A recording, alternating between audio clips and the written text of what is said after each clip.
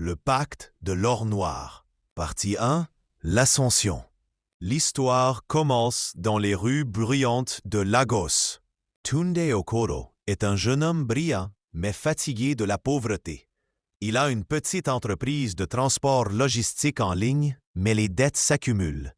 Il vit dans une chambre exiguë à Mushin, avec Ngozi, sa petite amie loyale, mais de plus en plus inquiète. Un soir, Tunde assiste à une conférence de business organisée dans un hôtel luxueux à Victoria Island. Là, il rencontre Chief Eleboa, un homme d'affaires réputé, mais entouré de rumeurs. On dit qu'il ne vieillit jamais, qu'il a perdu tous ses enfants, qu'il parle aux morts. Intrigué, Tunde se rapproche du Chief. Ce dernier, séduit par l'audace du jeune homme, lui propose un marché étrange. « Viens me voir demain, seul à mon domaine à épée. Je te montrerai comment devenir un vrai homme riche.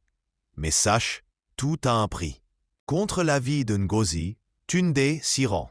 Le manoir d'Eleboa est entouré d'un marécage étrange, silencieux, sans animaux, sans vent.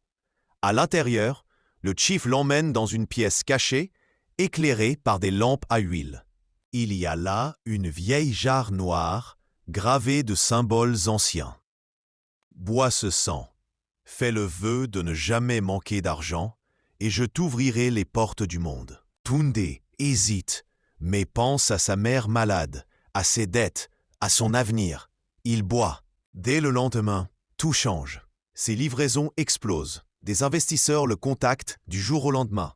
On lui propose un contrat avec une entreprise internationale. L'argent coule à flot. Il quitte Mushin pour un appartement luxueux à Lekki Phase 1. Il offre à Ngozi une voiture. Il devient une star des réseaux sociaux. Mais bientôt, les rêves commencent. Des ombres sans visage qui frappent à sa porte. Du sang sur ses draps au réveil. Des cris de bébé la nuit.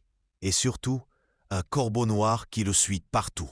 Un jour, Mama Ijeoma, une vieille aveugle qu'il croisait à Mushin, l'attend devant son bureau. « Tu as bu ce qui appartient aux ancêtres. Tu n'as pas payé ce que tu dois.